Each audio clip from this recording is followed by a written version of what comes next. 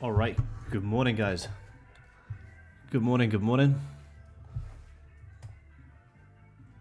Good morning, guys. Welcome back, everyone. Let me bring you guys over here. Happy Wednesday, guys. Welcome back. Welcome back. Good afternoon. Good morning. Good morning. Got gold on the decent bounce back higher here today.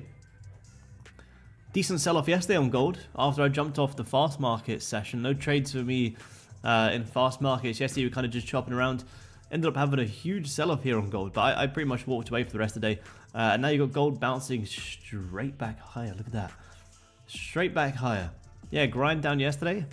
Then boom. Look at this massive recovery. Coming back in some big levels. So we'll break it all down this morning, guys. We'll look at gold. We'll look at NQ. We can break down some other markets. I took a payout yesterday, so if you guys wonder why I'm on the 50k, I'm not trading the 100 because I took a payout yesterday, so we'll wait for that to come in.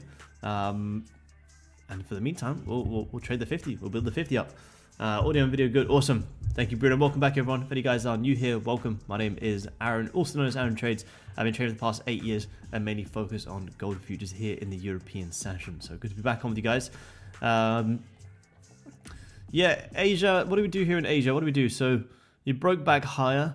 I mean, yesterday closed bearish, first of all. Yesterday closed very bearish. You did come back into some major support. But with yesterday closing bearish, yeah, I mean, it would have been tough to want to buy at Asia, that's for sure. Then you kind of see you tag lows, you're breaking back higher and just grinding. So yeah, I don't really think there was too much in Asia here. I mean, that was a pretty huge fake out of 4,700 right at the close yesterday. You know, 500 tick bounce of 4,700 is huge. Now, if we do some top-down analysis here on gold, you know, this is where gold is a little bit tough right now because higher time frame, you're back at major support, and you're also at massive resistance. So you're in like one big massive weekly range. So if you guys are wondering, you know, we closed bearish yesterday, why are we bouncing straight back higher? Well, look at where we're coming down into. Is it surprising to see gold have a big bounce from 4,700? Well, let's look left. Rejected it, support, broke it, resistance. You can see here, big support, resistance, support. So yesterday never really closed below 4,700, and 4,700 is clearly, as we can see, a very big level. And we can see that because we're instantly bouncing straight back higher. So from the lows of yesterday, you know, gold's back up over 1,000 ticks, which is a very decent recovery here on gold. After being down that much yesterday, to wicking all the way back above and ripping straight back higher today, it's a tough market to read. It's a tough market to read in the higher time frame. let's just have a look at the news as well, guys. See what we got for the day, and then we'll jump into some intraday analysis and levels for the day. I took about $260 yesterday, and then pretty much just didn't trade New York, didn't take any of the sell down on gold either, and I'm completely okay with missing that because we locked in a payout. So I'll show you guys that as well. So the American session, we don't have anything on the agenda other than US MBA mortgage applications data, which is never a market-moving release. The focus remains solely on US-Iran negotiations. Yesterday, the markets got a bit scared as it looked like the talks were dead on arrival, with Iran refusing to participate until the US blockade was lifted. Sentiment improved after Trump extended the ceasefire. No deadline for the latest extension, so we might just get stuck in this new situation until bombs start dropping again, or they finally end the war. So all eyes are still on this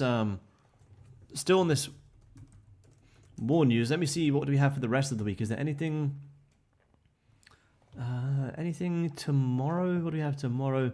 Nothing tomorrow, nothing really on Friday either. So nothing massive on the calendar. It's just all eyes on that US Trump news. When was this? 1 hour ago. Iran reports signs of potential US moves to lift the blockade, according to Tasnim. So you probably got some big moves on oil as well, which we can absolutely have a look at. We'll look at NQ as well. NASDAQ opinion, yes, we'll look at NASDAQ as well. Just break down Goldie here. Let's have a look. So obviously, high time frame, big range on gold. Big range. Now we are bouncing perfectly off this 4700, but look at where we're coming into. Right back into this big breakout level from yesterday. So we had that huge breakout sell-off yesterday. We're straight back higher. So what we're trying to understand here is this support that we've broken going to hold as a retest to go lower, or are we going to break it and start getting back above? I'm not really too sure. However, what I can confidently say is we'll probably get some sort of initial bounce from this area. You can see, like I say, Asia just opened and just ripped higher. So super basic intraday analysis, keep it super simple, is here's our resistance. We formed resistance for 1, 2, 3 hours. We broke above it, and now we're holding it. So is there the potential to see gold squeeze up a little bit higher, maybe squeeze out some highs, maybe even retest 4,800? Yeah, I think it's looking possible. If I want to get short on gold, which of course I am open to doing, you would very likely see price wick these highs before getting short anyway. So therefore, there's an opportunity to potentially buy up into these highs. For London, with Asia moving so much, guys, we have to anticipate we're probably going to be playing a range. And it's okay to trade range, but we just have to set the expectations right. You had this nice pre-London breakout here, trendline coming down, squeezing back higher. So we'll see if we can get something similar. Trendline coming down, we'll see if we can continue buying gold. I'd rather be following this Asian move than selling against it, because it has been such a big recovery. So let's see.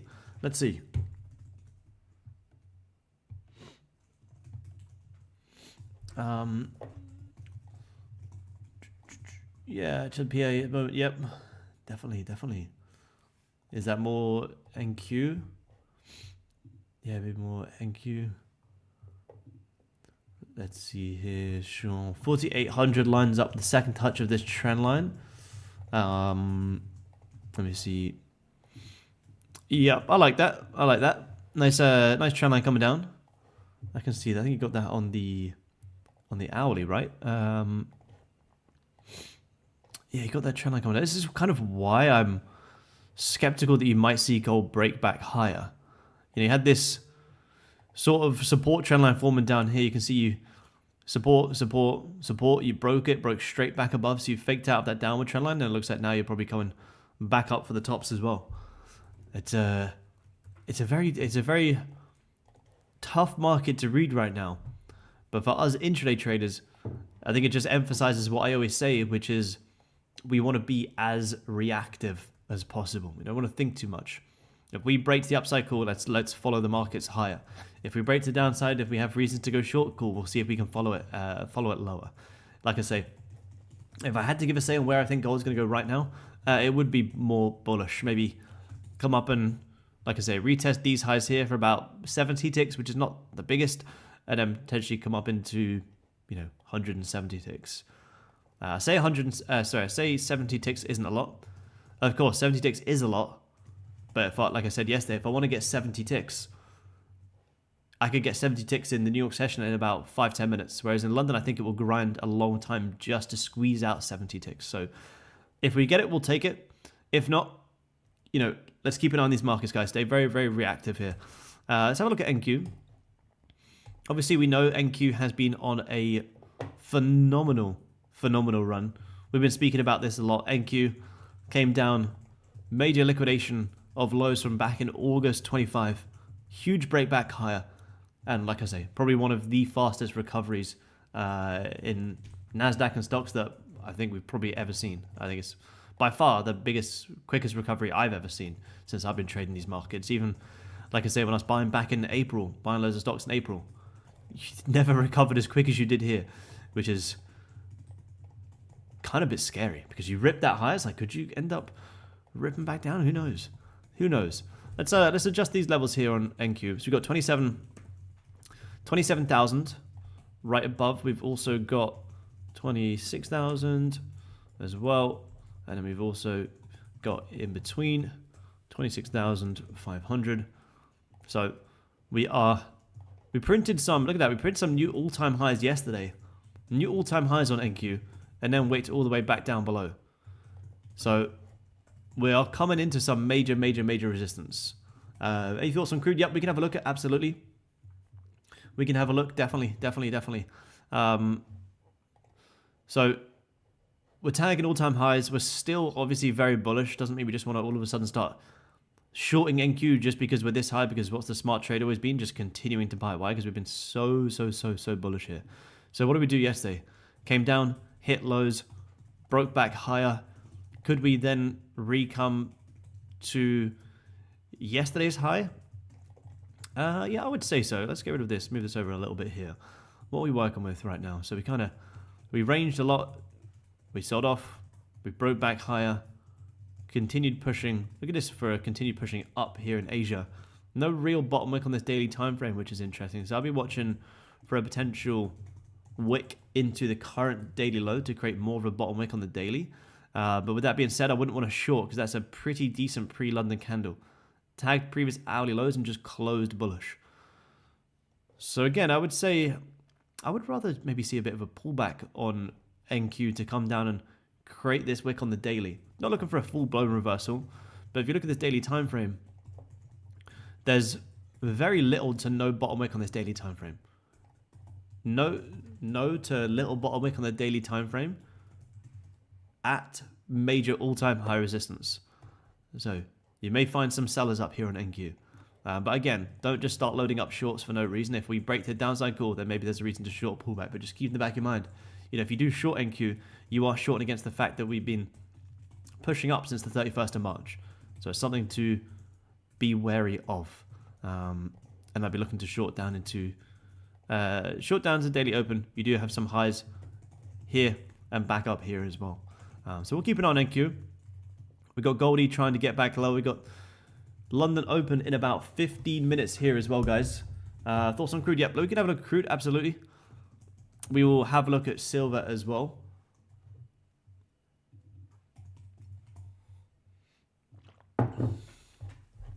There was actually a nice trade in fast markets yesterday in the New York session, but unfortunately I missed it. Someone said tough day for liquidity strategy. Not at all. It played out perfectly. This is where I took the longs in London, where price to come up and grab the highs. What do you do? Came up, tagged the highs, then where do you come to next? Right back down for the lows. So liquidity plan played out perfectly yesterday. If you were on the markets during them times, you came up. What do you do? Came up, tagged the lows. Where do you come to next? Right back for the highs. Then where do you come from there? All the way right back down to the lows.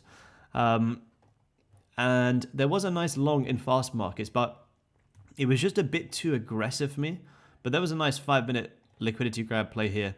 Back up into these highs right at that New York open. You held 4,800 as resistance without grabbing any of these highs here. So most people try and short that risk of these highs. So as you tag lows and break back higher, there was actually a nice long and fast markets, but it just moved that fast that, yeah, I didn't want to get too caught in this range. But the range played out perfectly. Your range tagged the highs, but you next come straight back down for lows, and then you had a huge sell-off. Which, yeah, I didn't trade after fast markets. I was like, I'll take my $260 and pretty much be done for the day. So let's keep an eye on Goldie here, guys. Keep an eye on Goldie. Wouldn't mind getting potentially long. Really nice morning star on NQ. Yes. There's loads here, and here. Yeah, NQ loves them pre-London moves, especially with that big trend line coming down. Look at that. That's a pretty perfect trade right there. Trend line coming down. Overall bullish. Morning star play. Look at that. That's pretty beautiful right there. That's a very nice trade.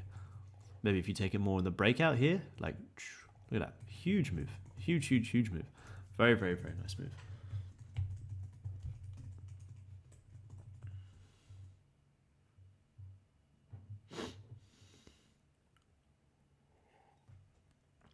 So yeah, NQ, I'd like to follow the same plan, squeeze higher. Like I say, if you break back below the support on NQ, then cool, potential shorts, but just remember, we're overall bullish, so buying up into highs would be the smarter trade.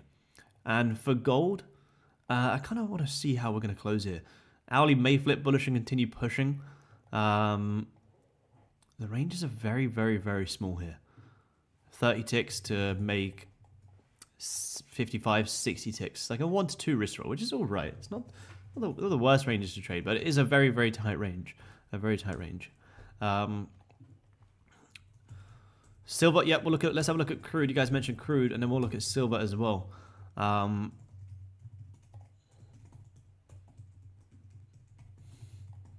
What is fast markets? Very confused. Fast markets is the New York session with the guys on the Topstep stream.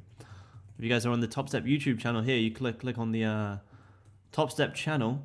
Fast markets is the opening of the New York session here on YouTube.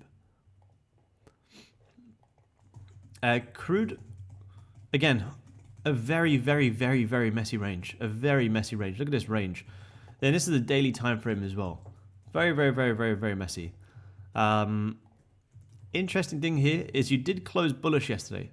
But not only did you close bullish, you also closed bullish and failed to break above the resistance. Which again is kind of tough. You know, again, I'd probably rather continue buying than selling crude, to be honest. You had that very nice trendline breakout yesterday. You guys who were here yesterday, we spoke about this trendline breakout. Where did you come to? Right back up into the highs. So you had some nice highs here. Most people trying to short the trendline. You're buying up into the trendline, which is very nice. Now, what do you do from here? I mean, it's really tough here. You didn't grab that much to the downside, so could you see maybe crude come back down for lows at 85? Maybe. Again, though, $88 is a pretty strong level, which we can clearly see to the left. Like, all of this is one big area. For intraday trading, honestly, guys, it looks very tough in here. If you break below 88, then cool. I'd look to short down into 85. If you hold above it, do you want to buy? I'd wait for a bit of a breakout back above like 89 before I'd consider buying. And this is the hourly time frame. If the hourly's ranging like this, the lower time frame is going to be even noisier to look at. So I would just focus on this higher time frame right now. You know, if you take a trade on crude, you know, be willing to hold it for a couple of hours because you are in these very tight ranges. Very tight ranges. Hourly almost getting back bullish here on Goldie. Look at it, trying to get back above. Yo, Aaron, how do you trade stocks? How do you mean? How do I? In what sense, man? As in, like, what platform, or how do I look at the stocks? My stock plays are more investments. Yeah, absolutely, absolutely, man. My stock plays are investments, just buying, you know, major stocks at major support levels with good projections. And anytime I see NASDAQ down, I think we were down like, what, over 10%? What were we down on NASDAQ? From the highs here, we were down about, was it more than 10%? Yeah, down about 13%. NASDAQ being down 13%. I'm buying as many stocks as I can, to be honest. Buying as many stocks as I can. Even just buying NASDAQ long term. Anything below 10 to 11 to 12% is a great long term buy. But what you saw in stocks this year is when the NASDAQ was in this big range, like around here, or even in here, stocks were down massively. Stocks were down massively, and NASDAQ wasn't even down that much. So it was a weird time to buy, but the risk to reward on a lot of the stocks like Amazon, Meta, Microsoft, Google, Netflix, like all these stocks, it was just too good to not pick some up. Like Amazon was below, I think we got below 200, which is, for a stock like Amazon, is just insane. If you see an opportunity like that, you have to buy it. I have to buy it. I can't not buy Amazon below 200. And now you got Amazon right back up, and I'm fully cashed out of Amazon. So stock plays are just, super simple technicals, nothing overcomplicated at all. Look at this. So if I show you guys here,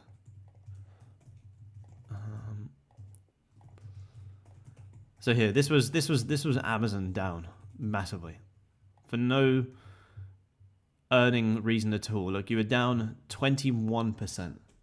Buying Amazon down 21%, back down to some major lows of like summer last year. Anything below, I think I was buying around like 205, to me was an absolute bargain. And I'm already way out of this, but you're already back up like 24%. Same as, Meta. Again, huge stock, was down massively. I was buying Meta here, buying Meta here, and buying again Meta here. I'm still holding Meta. I do believe Meta is going to go higher. I have alerts set on these channel lines trying to see if you can get this big breakout. But again, it's just super simple technicals. Earnings for Meta are fantastic. Great company. So anywhere at this major support, I'm buying long term. But yeah, the technical side of it is just super simple. Super simple. Major support levels. Major support levels, good earnings, good projections overall. I am buying. We got London Open coming in about 5 minutes here, guys. 5 minutes till London Open. Let's have a look here. What do we have? What's the best way to be consistent? Best way to be consistent is to have a plan, have a structure. If you don't have structure, you don't have a plan. You don't know where you should be trading or what plan you should be following, then it's like no surprise if you're not consistent. You have to have a plan to keep you in check.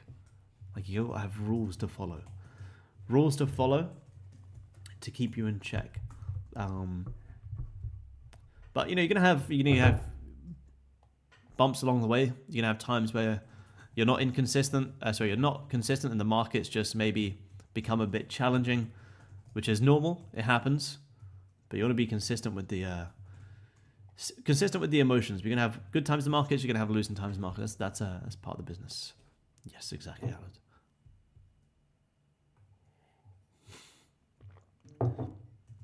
Yeah, I saw Avis car rental up 600%. Yeah, it's just so insane. Yeah, I stay away from plays like that. Even the GameStop from however long ago it was. I stay away from stuff like that. What's GameStop? I haven't looked at GameStop in, I couldn't even tell you when. Where is GameStop? At what? 24? Yeah.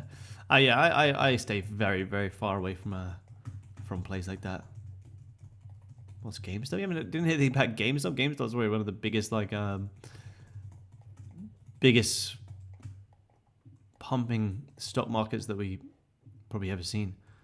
So GameStop was up like 2,000% back in 21. Have you not? That's crazy. I haven't heard again. That's crazy. It was the biggest like hype back in 21, then back again in 24. Yeah, they made a movie about it. Yeah, there's a movie about it. Yeah, there's a movie about it. One of the biggest like pump and dumps ever. It was just insane, absolutely insane.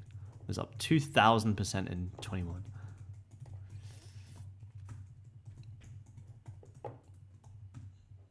Learned some lessons there. Yeah, I bet. Yeah. See, I didn't get involved in any of that at all.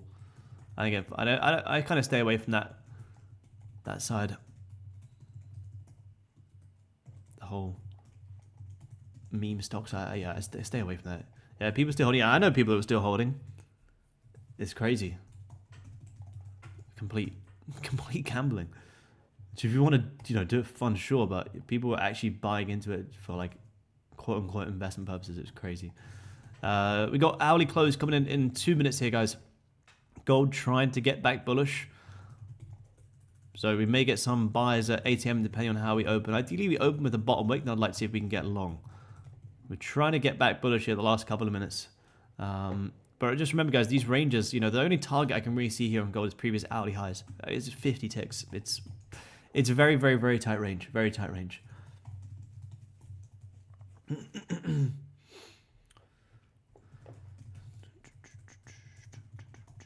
Hey, Aaron, would you consider swing trading gold? Yeah, I still sometimes swing trade. It depends on how long you mean for a swing trade. I take trades and hold them overnight. Hold them 2-3 days sometimes. Yeah, gold is a great market to swing trade. But I don't mean like swing trade in the sense of just buying and holding forever. I don't mean in that sense. But if you want to swing sell these, big moves down or swing buy the big moves up at these key levels, yeah, you can. Swing trading gold is fantastic. That's the way that I started trading gold, was from swing trading gold. You catch these massive swing shorts or these massive swing longs. These moves are huge. You can make fantastic trades swing trading gold. And the technicals on the high time frame are honestly super simple. That's why I love gold so much. High time frame, like 4-hour, daily, weekly technicals are super simple on gold. Really, really, really easy to read. So yes, I absolutely recommend swing trading gold. It kind of helps you with day trading as well. If you've got some swing trades on gold running in the background and it's running in profit, then when you day trade, it kind of gives you the ability to execute much better. Let's see, we got London Open coming up in 1 minute here, guys. London Open in 1 minute. Morning and evening stars and fake outs also valid on Forex. Yeah, it's the same thing. Price action, if you look at the price action here or you look at the price action on XAUSD, it's identical. Price action is the exact same. Same as if I trade minis. Price action is the exact same. Identical.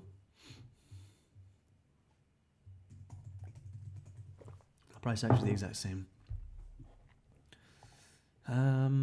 Let's see. We've got London Open coming up here, guys. Gold trying to break back higher. What are we up to on NQ? NQ, bit of a range. Silver we haven't had a look at, but I imagine it's pretty similar to gold. Yeah, again, breaking back higher. Again, though, silver, look what you're coming into. Big support. I'd rather focus on gold than silver, to be honest, guys. So we'll keep an eye on gold.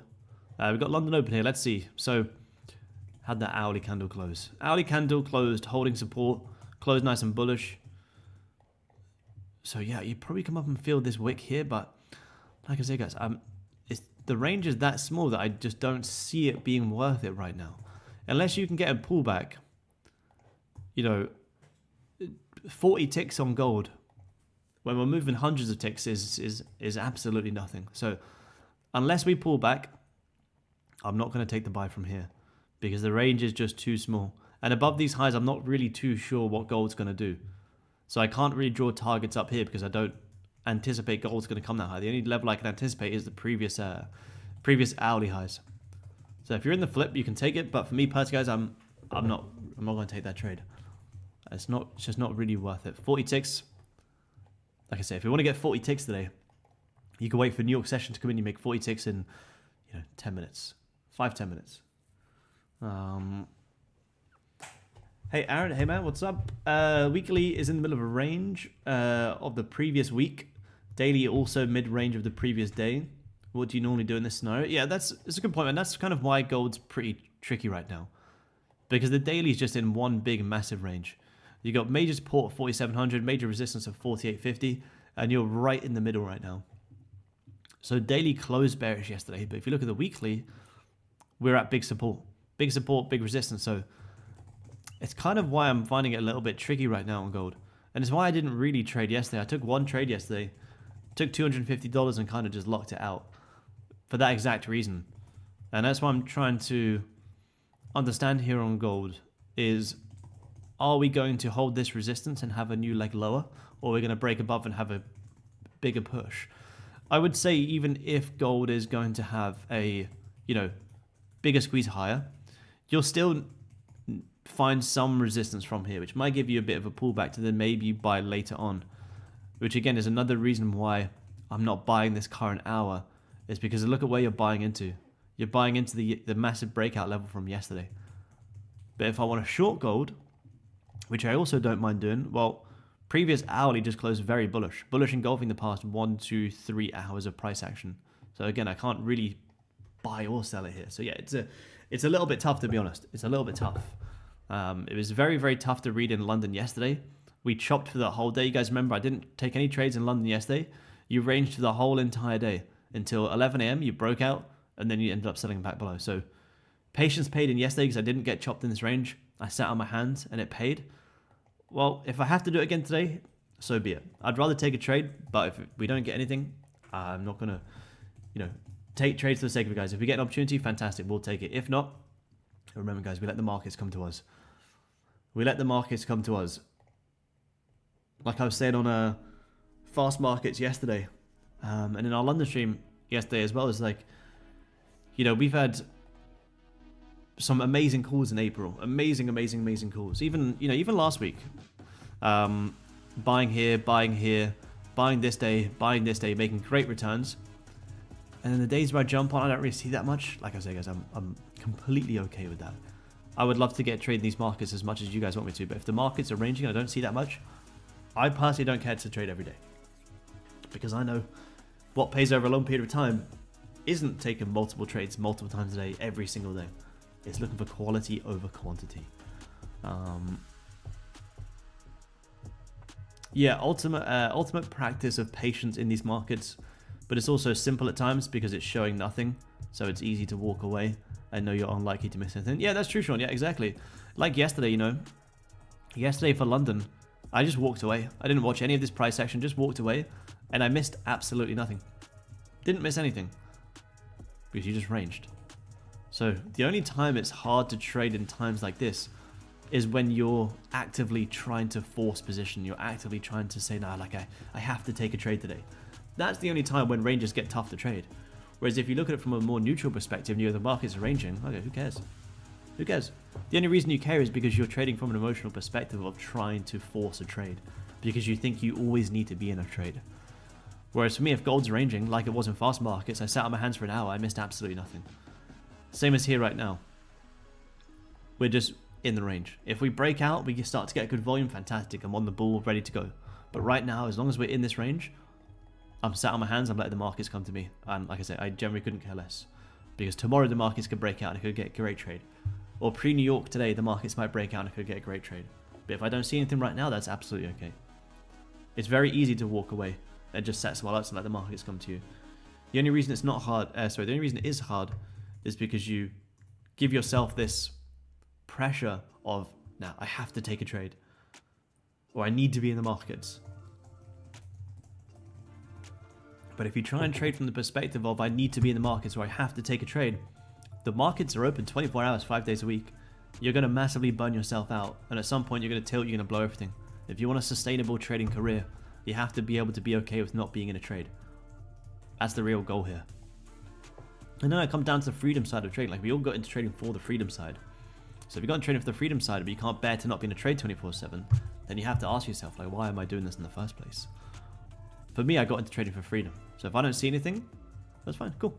Go to the gym, go to the beach, do anything. And let the markets come to me. Fake out Asia Open, valid trade to take. Which fake out, man? Which fake out? This fake out? Which fake out? That was yesterday. No, I wouldn't take that fake out. No. You're buying. This is the first candle of Asia. You wait to highs and held previous resistance after yesterday closed bearish. So no, I don't really see any Asia trades, to be honest. Although Asia did have a nice push, I think it would have been very, very, very hard to catch. Very hard to catch. Hey brother, hope you're doing well. Hey, what's up? Hope you're doing well too. Can you explain how you switch from charts to charts without typing in symbols? Yeah, of course. If you have your chart split like this, here, I've got mine split to 2. You will have it like this, but if I hold down Alt and I press, then it gets me into gold. Now, if I want to switch to the other screen, which I have set as silver, if I just click Tab on my screen, I can just flick between the 2. If your charts are stuck on the same instrument, then you just have to unlink them. But yeah, I can just, you know, I could have this set to like 3 charts if I really wanted to.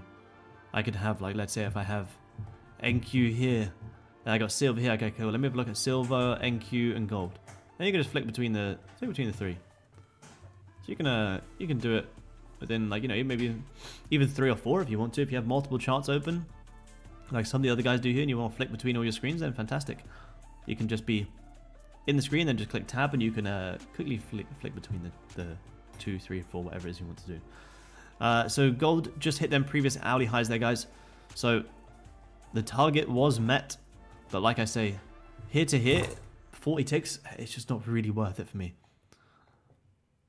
Which is crazy because this time 3 years ago, you know, 40 ticks would be a great trending move, but now it's like, it's a tiny, tiny, tiny move. Yeah, be done for the week, yeah. We used to get 20 ticks in London a couple of years ago, and now I'll be like, wow, 20 ticks in London? Whereas now these markets are moving hundreds of ticks. So all of a sudden 40 is just like, it's a very small move. Whereas, you know, 40 ticks in London, you know, a couple years ago, not even that long. I say a couple years ago, not even that long. You know, 40 ticks in London would be like a move from like here all the way up to like here, like a big trending move. That would be, you'd be lucky if you got 40 ticks in that in London a couple years ago. Whereas now it's like from here to here. So you could say like, well, isn't that better to get it from here to here, 40 ticks? And it's like, yes and no, because like I want to catch these nice clean breakout moves. I don't want to catch these little small moves. I want these nice big breakout moves. Did you have to trade bigger set? Yes, Jed, I did. Yeah, I was trading like 10 contracts back then. I've kind of done the opposite over the year. I've massively reduced the size. I was trading like 5 to 10 minis back then. You guys go back and watch the old streams. I was trading I was trading like 5 to 10 minis. If I got like a 15 tick move, $1,500, I was like, that's a good day. You never heard of a micro back then, yeah. Micros? I don't even know what a micro was back then, yeah. So it's kind of, I've gone the opposite in my trade. I've had to reduce the size of the ranges on gold. Have just gone from being so big to, so small to so big. Dare you to trade 5 minis today? I already did the in and out. I'm done. 5 minis, 40 ticks, done. Job done. Let's have a look. You got silver trying to squeeze high. You got gold wicked out the hourly highs. Not really moving too much. You got crude. Again, trying to break back lower, but again, you're kind of right in the support. A lot of these markets do look very tough here, guys. But like I say, guys, you know, I know the urge of wanting to be in a trade. Because I used to be that person who would always want to be in a trade. And if I wasn't in a trade, I would get anxious and I'd get stressed and I'd feel like I need to be in something and I'd get frustrated. But I promise you guys, what works consistently is if you don't see much happening in these markets, that is okay. Because what I would do is I would trade in these times where I know I shouldn't be trading. I'd get chopped up, take loads of losses. I'd come back later on. The markets are broken out beautifully and gave a much nicer opportunity, but I couldn't execute it because I'd wasted my day trading in ranges. So biggest thing is range, guys, not only can you lose a lot of money, is price could break out later on, give you a much cleaner trade. Simply follow the markets and thank yourself for staying patient. If we get a trade here, guys, don't worry, we'll take it, absolutely. But I just want to emphasize to you guys that if you jump on the chart sometimes you don't see that much, that is okay, because the majority of trading is waiting for the markets to come to you. You guys take a good couple of trades a few times a week, you guys are getting great payouts. If I show you guys my Topstep account where I took the payout from yesterday, let me see if I can log into my dashboard here. Where are we? I took a $2,000 payout yesterday. Where are we? Can I see the account? Where's the account?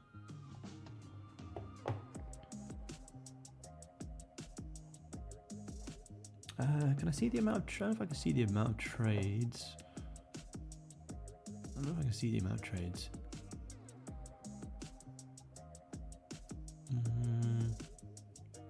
Don't think so, but like this is my 100K account, you know, just hit $4,000, just took out 2,000 yesterday. And this isn't, you know, well, that's interesting. Look at that. Look at that. Majority of the trades, average hold time 30 to 45 minutes, which is nice. But this isn't, you know, trading multiple times a day, every single day. It's quality over quantity. If I also show you guys my personal from last month as well. Let me have a quick look at Goldie. I'll show you guys my personal from last month too. Yeah, exactly, Glenn. Well, what are you doing? Be waiting to be loading up on 1,000 lots or something. Where are we? What are we in April, March? So, if I show you guys my March, this is my March, and if we just change this to, let's go March. What was March? So March was an $18,000 month. Look at this. Some months, I'll get loads of trades. Loads of trades. February was a great month. Loads of trades. $10,000 days, $5,000 days, $10,000 days, $3,000 days. Sometimes, the markets will be quieter. But guess what? When I come into the markets in March, or when I come into the markets in April, I never come into the markets with the expectation of, you know what, last month I had trades every single day and I made $10,000 days and I made so much money. This month has to be the same. No, I come into the mindset of, I'll take what the markets give me. The markets might give me a trade every single day. The markets might only give me a trade a few times a week. Who knows? But during these times where there's no trades, the reason there's no trades in here is because if I did trade these days, they very likely would have been losses. But if I don't trade these days, to me, these are still winning days. These days where you see nothing, these are winning days. Why are these winning days? Because I didn't lose. I didn't fall victim to feeling like I need to force a trade. These are winning days. Look at all these winning days here. These great days, I look at these as winning days. Why? Because I stayed patient, I stuck to my plan, and I didn't force anything, and I didn't lose money. I protected my capital. That's the real key here. Yeah, exactly, Joe.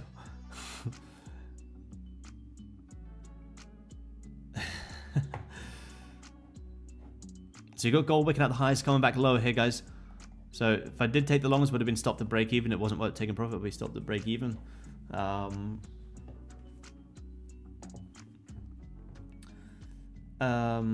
Yes, that's actually a really good point. When you go on social media and you see other traders winning, that makes things harder. What's your advice on this? This is a good point, man. This is a good question. I speak about this quite a lot as well. This is what held me back for so long in my journey, is I would take a loss and then I'd go onto Instagram and see this person winning. And I'd go, oh, what are they doing that I'm not doing? Let me try and copy what they're doing. And then when they have a losing day, then I'd go back and look at someone else and go, okay, this guy's winning. What's he doing? Let me try and copy his strategy. But you guys have to remember, every single time these markets go up and down, someone's winning and someone's losing. Every single time these markets go up and down, someone's winning and someone's losing. So what other people are doing has zero relevance to your trading journey. It has zero relevance. Who cares? Who cares who's winning when you're losing? As long as we're following a consistently profitable winning plan, who cares? If I looked at someone else's strategy every time I had a losing day, I would never make money in trading. So you just, like, if you feel like you get distracted from social media, seeing other traders win, or just don't look at it. Don't even look at it. Who cares? If it's going to affect you that much, don't even look at it. Don't focus on it. But like I say, every time the market's going up and down, someone's winning, someone's losing. And if you always think about the losing side, then you'll always look to chase some sort of different strategy. And that's, to be honest, why I wasted 2 years in trading, just going round and round and round in circles. Jumping from strategy to secret indicator to secret indicator, quote unquote, and never actually making any progression. Whereas, like I say, when you win, people will win too. When you lose, people will lose too. Works both ways. Gold straight back down here, guys. Hey, Aaron, how do you feel about treating combines more as a ROI game? Let's say you consistently take one payout a month would you say it's okay to not spend more than 1 week on the evaluation stage? I'm not sure what you mean.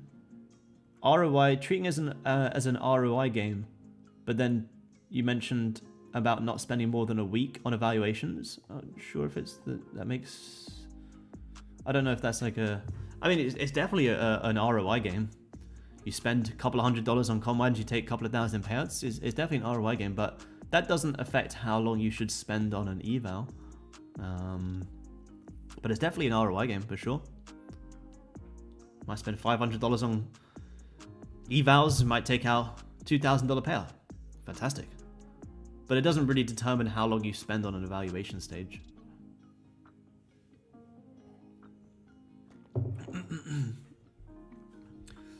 I'm copy trading 500k XFAs together. Is that a bad idea? I get to 4k in the account, you can take out 2k on each. Yes, you can. If you get to 4k each, yes, you can take out 2k per account. Whether it's a bad idea, it's not really for me to say. It depends on what level you've been trading at. Have you ever had payouts? Are you trading consistently? If the answer is yes, fantastic. But if you've never had a payout, personally, I wouldn't copy trade.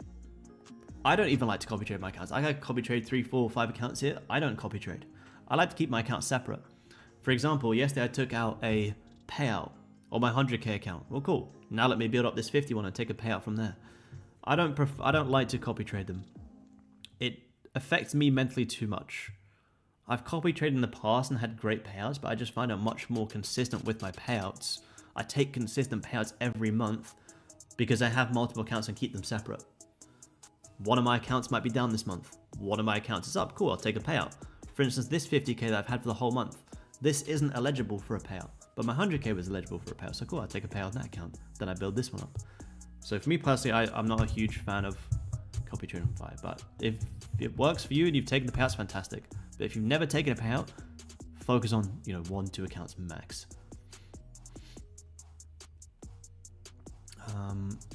We got gold squeezing back low here, guys. We're pretty much right in the same place that we started the stream. Right back down here at 7. So where we started the stream, we've tried to pull back, we've pushed up, we're right back down. The only nice market breaking out is Crude.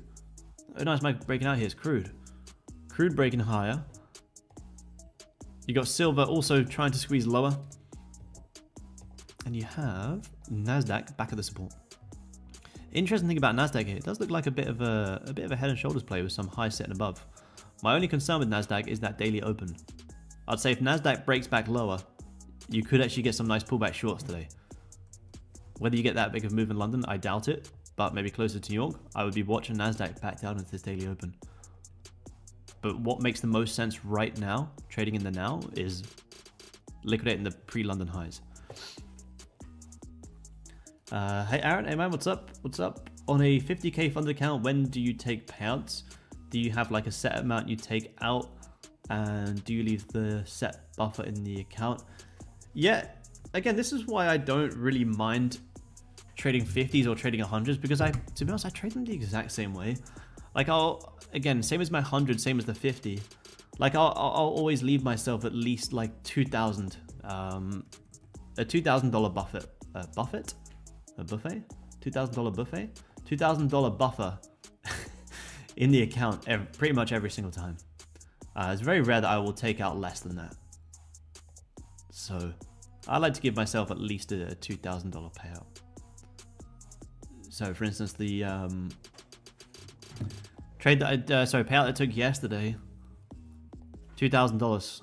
So I still have I think I got like 2,200 left in the balance. So every single time I'm taking a payout here, that's how much is getting left in the account as well. So yeah, I like to give myself at least $2,000. Trade and retreat probably maybe towards the end of the year, man. Once I'm set back up again, back in Australia, probably towards the end of the retreat, we'll try and organize another one. Let's have a look here, guys. You got NQ trying to bounce with the support. Your gold trying to bounce with the support as well. It's in a very, very tight range. We've got 30-minute close coming in in about 9 minutes here as well. How's the 30 looking? Very, very choppy here, guys. I'm happy to have not taken a trade yet. Not too sure yet, Jake. I haven't done any plans at all, man. It'll be probably organized later in the end of the year. Somewhere in Asia, though. Maybe Thailand, Bali, somewhere like that, man, for sure. Secret. Yeah, Keen, yeah, absolutely, man, absolutely. Aaron, any advice? I have had past and had a payout on Topstep, not consistently, and even on a live broker, I have winning trades, but before I pay myself, I go on tilt or blow the account. Never a losing day, just blown account. Yeah, that's typically where I see most people going wrong. Sometimes I'll get people tagging me on X, showing their Topstep X dashboard, and it's just all green winning days. And all that, although that looks well and good, to be honest, that also tells me you can't accept a losing day. You're never going to have a 100% win rate. No one in this market has a 100% win rate that's trading consistently. No one has a 100% win rate. So if you try and chase for all green days, then you're trading the P&L, not the charts, because you're never going to have a 100% win rate. It doesn't exist. So you have to accept losing days. It's part of the business. Who cares? Like, if I lose today, who cares? Because my last couple of weeks, months has been profitable. So losing trade today means absolutely nothing. But if you go on tilt and you blow the account, then there's probably zero risk management, which you absolutely need. Is the #1 most important part of trading. Is you have to have good risk management. And if you don't have risk management, then you cannot trade. You shouldn't be involved in any combines, or especially not live accounts if you blow the accounts. You have to have risk management in place. You can have a 100% loss rate though. Yeah, that's true. You can have a 100% loss rate. You can't have a 100% win rate. That's true. But yeah, like I say, whenever I've seen people, I don't have any examples, but people have tagged me in X before, and like their Topstep dashboard is just all green days, and I'm like, it looks good, but it's also kind of scary because it means you can't accept a loss. Whereas if you've had a good couple of green days, then a losing day means absolutely nothing. In trading, you have to accept losses. You're going to have winning days and you're going to have losing days. It's part of the business. If you can't accept losing days, then it's a very tough business to be in, because you're going to lose. Whatever level you get to in your trading journey, you are going to lose.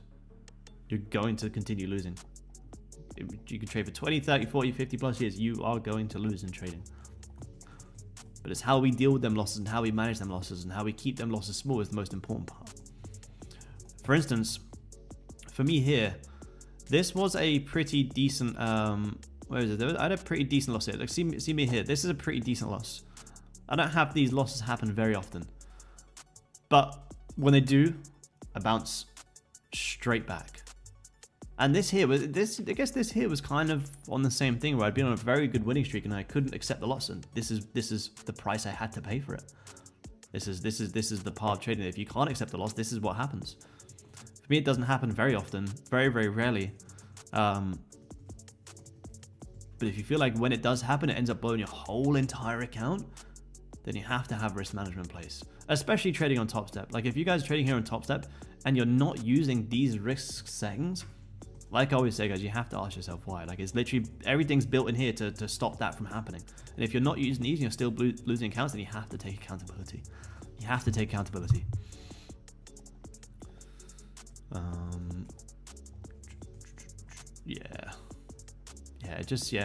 Anyone who just chases green days, is like, that losing day is coming, and if you can't accept losses, that losing day is going to be very, very, very big. But that's not how trading works. We have losing days and we have winning days. Hey Aaron, hey, what's up? I see that you don't really touch a lot on the evaluation phase. That's the biggest challenge for traders. It'd be helpful to let us know how you approach it. I'm not too sure what you mean, man. Sorry. I see that you don't really touch a lot on the evaluation phase. That's the biggest challenge for traders. I'm not 100% sure what you mean. Sorry, man. Don't touch a lot. I'm not too sure what you mean. As in, like, I don't trade like a lot as in 1 mini, or I don't trade that much. I'm not 100% sure what you mean, man. Sorry.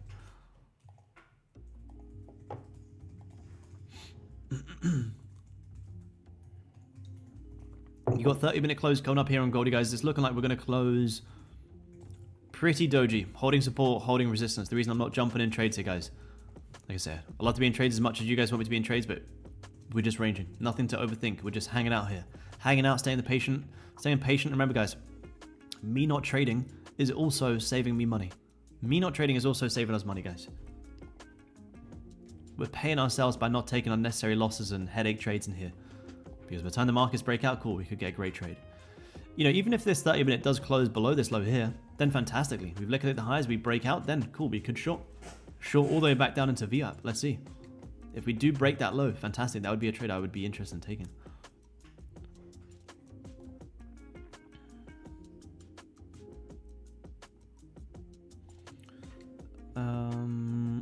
Yep, all good, man, all good. How do you overcome the loss of all the money you lost before profitability? Seems like I'm chasing a profit. Ghost wins are never enough and losses painful. Remind me of all the money down the drain. Well, I mean, there's a few things, but I mean, the more you chase the money, the more money you're going to lose. So you can get annoyed with how much money you've lost and you can keep trying to trade based off that, or you can just accept it, get over it and trade back in the zone. Because the more you try and trade off the fact that you have lost money and you're trying to chase money, well, the longer you're going to waste time and the longer you're going to lose money. So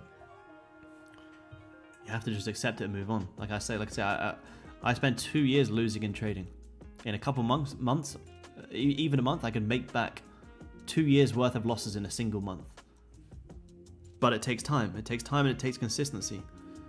You know, before you even think about money, before you even think about spending any money, especially in a live account, is do I have a profitable plan?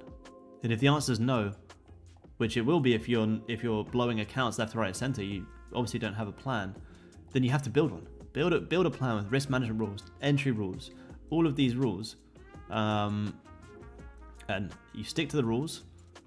You can make back a couple of years worth of losses in a couple of weeks, sometimes a couple of months.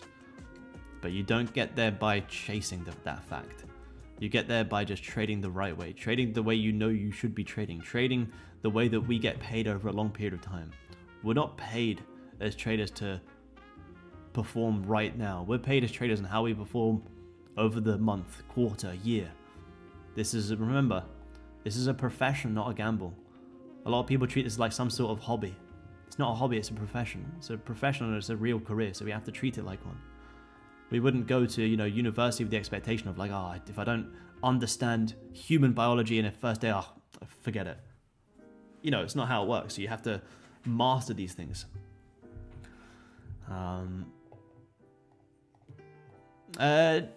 Losing to you, do trade? No, I didn't trade daily. I mean, I've been watching charts daily, but no, I wouldn't be executing trades daily. I would still be trying to follow some sort of plan a few times a week. Sometimes, the early days, yeah, I'll be trading every day, multiple times a day for sure. But as I progress now, it would just be, again, trying to focus on quality, or what I thought was quality over quantity. 30-minute close in here, guys. So what we've done, we've wickened the lows, we've wickened the highs, we're holding support, holding resistance. So we're not really doing too much in here, guys. So I'm happy to hang around with you guys. You guys are asking good questions. So feel free to keep asking, guys. I'm happy to hang out and see what these markets bring and just sit on the sidelines and watch here, guys. You've got no need to force or think too much in here. Patience is paying, guys. Hey, Aaron, if there's wicks, but they have grabbed prior liquidity, do those wicks still need to be grabbed? I'm too sure what you mean. If they've grabbed prior liquidity, do those wicks still need to be grabbed? I mean, if they've grabbed liquidity, that's the trade. You're in the trade. If it's grabbed highs or lows, that's when you're in. It doesn't need to be. You don't need to re-grab the lows. Then you're waiting for way too much. For instance, here, like you tag lows, you hold support, you're buying. You're not waiting for another grab. That's the grab, been and done. You grab lows, you broke out, cool. There's the trade. You don't need to see the lows re-grabbed again. All you need is just price grabbing previous highs or lows, and then you can take the breakout. What's your plan on the account if you're down like 1,000 to 1,500 on the account? No, there's no different plan. There's absolutely no different plan. You can't switch up your trading plan based on a P&L amount. You might, maybe I'll reduce the size if I'd been trading too big of size, but the plan doesn't change. I don't change the plan based on a couple of losing trades. You might reduce the risk, and you might want to understand, like, am I down because I'm doing something wrong, or am I down because maybe the markets aren't looking right? I'll try and look at the markets from a neutral perspective, and maybe the markets just aren't moving nicely during that period. Then fine, I'll stay patient. I'll reduce the size. I'll maybe be more picky with the trades, but I don't change anything. I don't change the plan. But I mean, do you build it back up slowly, or do you try and get it back fast? I don't need to answer that question. You guys know the answer to that question. You guys can answer that question. Do you build it back up slowly, or do you try to get it back fast? You guys know the answer to that question. You do. You know that answer. When I take a loss, do I try and make back the loss fast, or do I just keep trading the same plan and make it back with a couple of good trades? You never, ever, ever think about, I want to make it back fast. Because then again, same thing, you're just trading the P&L, you're not trading the charts, you're trading the P&L. You're always thinking about that last trade. Whereas I'm doing the opposite, I'm thinking about the next trade. I never ever think, oh, I've had a big loss here, I need to make it back fast. I need to make it back right away. I just trade. I never want to think about making a loss back fast. I just trade the plan. Because the faster you try and make back that loss, the faster it's going to run away, and the more losses you're going to take, and the more you're going to kick yourself. It might have worked once, and that's why it's so easy in trading to think about that one time where, I did double down in a losing trade and it did work out and I did make money. And we forget about all the other times where you just blew the whole entire account. You have to think about what works consistently. Does chasing losses and making back losses fast work consistently? No. Cool, don't do it. Who cares what might work once? When the other side of that is you could blow the whole entire account. I've had that plenty of times where, in my earlier days, I'd be in a losing trade. Then I would double down. I'd start entering into a losing trade and I'd get out of it and make great money. I'd go, wow, that was amazing. But I forget about all the times where I did it and it just blew the whole entire account. So it doesn't work consistently. And we're here to do what works consistently. So, yeah, exactly. It works every time till it doesn't. Exactly. When it doesn't, it really doesn't. You got NQ squeezing these highs here, guys. Again, you're just in a little bit of range. That inverse head and shoulders did kind of hold nicely there. Silver, again, silver just chopping here, guys. The nicest breakout from what we looked at here this morning was probably Crude, to be honest. Nicest breakout back up into that VWAP. You may see Crude come back up and retest these highs around 89 now. I would imagine anyone trying to maybe short Crude would be looking for something like this. So you may see Crude squeeze higher for the rest of the day. And Goldie, guys, Goldie's just hanging out here. Just hanging out.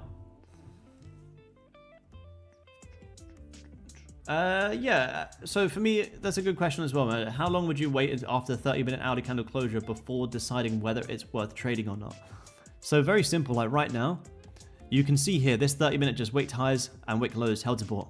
So for this whole 30-minute, you could walk away, you're not going to miss anything. I could walk away for this whole 30-minute candle, I'm not going to miss anything. If this 30-minute candle breaks out, I don't go, oh, damn, I should have been watching. No, I let this candle break out, and I follow the markets. Same as if this was the hourly chart. Let's look at an hourly range, for example, like yesterday. Yesterday, when I was trading with you guys, after we jumped off, I went to the gym, went for coffee, went for a walk on the beach, and I just saw these hourly candles, wicking highs, wicking lows, cool. Walk away. How did this candle close? Wick highs, closed doji, cool. I walk away for this candle. I let these candles close, cool, we break out, fantastic, now maybe I can trade. But when these candles close doji, like this, I walk away for the next hour because I have to see how the next hour is going to close.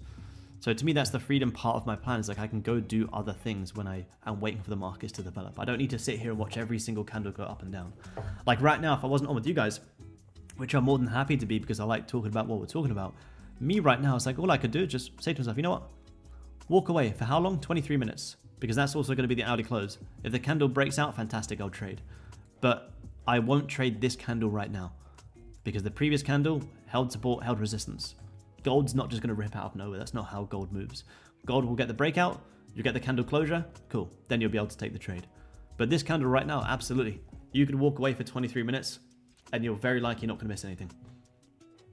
That's why gold's so nice, because yes, it does require patience, but it allows me to do other things in my life. I don't always need to be here watching the 5-minute time frame.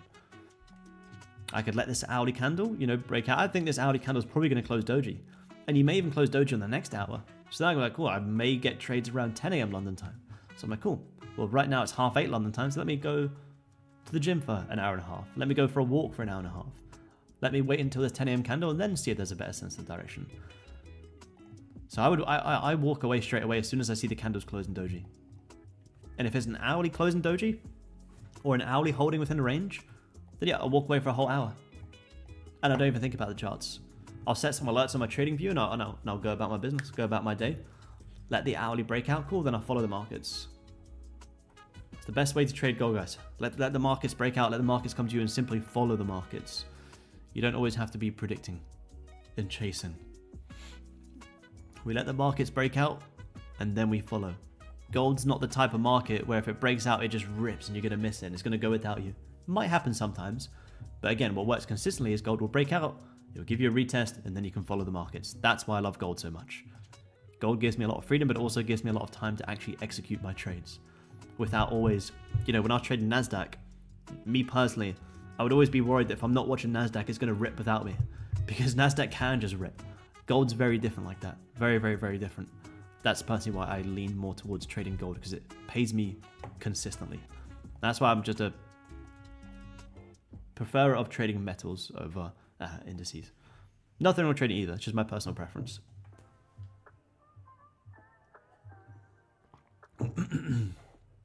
So, with that being said, guys, you got these markets ranging, and I'm pretty much going to do exactly that. You know, gold's about to close, probably a little bit doji on this 30-minute. If the hourly breaks bearish, cool, maybe I'll short it. If the hourly close doji, fine, I'll wait for the next hour.